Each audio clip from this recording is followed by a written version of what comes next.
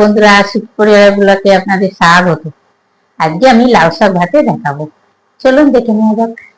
লাউ শাক নিয়েছি। লাউ শাকগুলো ছোট ছোট করে কেটে নেবো।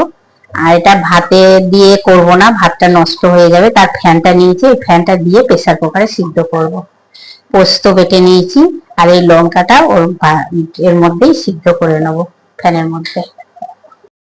কেটে ধুয়ে নিয়েছি। এরকম কচি কচি ডগা গুলো দিতে হবে, নাহলে ভালো লাগবে না। এই যে ভাতের ফ্যানটা নিয়েছি, ফ্যানটা দিয়ে দিচ্ছি।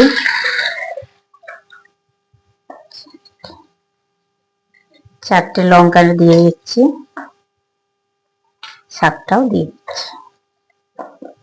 ফ্যানের মধ্যে সিদ্ধ করলে টেস্টটা ভালো হয়, জলে সিদ্ধ করলে সেই টেস্টটা আসবে না।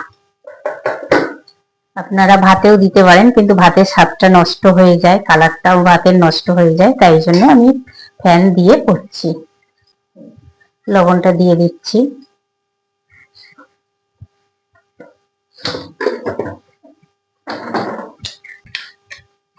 এবার ঢেকে দিচ্ছি। ঢেকে এবার দুটো সিটি মারবো। হয়ে গেছে, প্রেসার থেকে খুলে নিয়ে নিচ্ছি।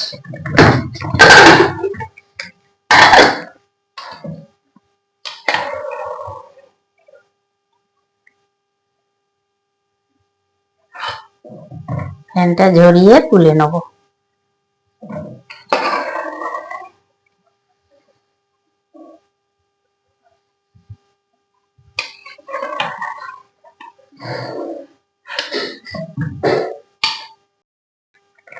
সরষের তেলটা দিয়ে নিচ্ছি।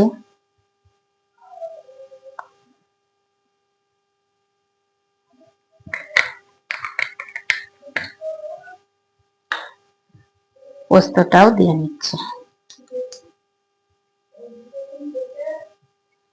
লবণ দিয়ে সিদ্ধ করেছি, আর লবণ দিতে লাগবে না। লঙ্কাগুলো টিপে নিচ্ছি।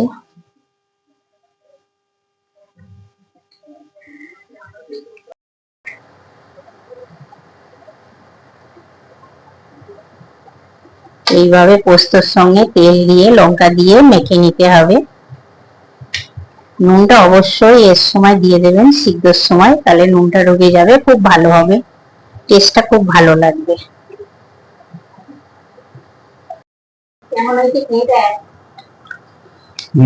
দাঁড়াও।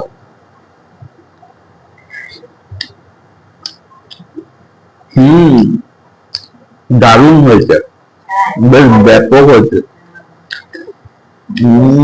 এটা শুধুই খাওয়া যাবে।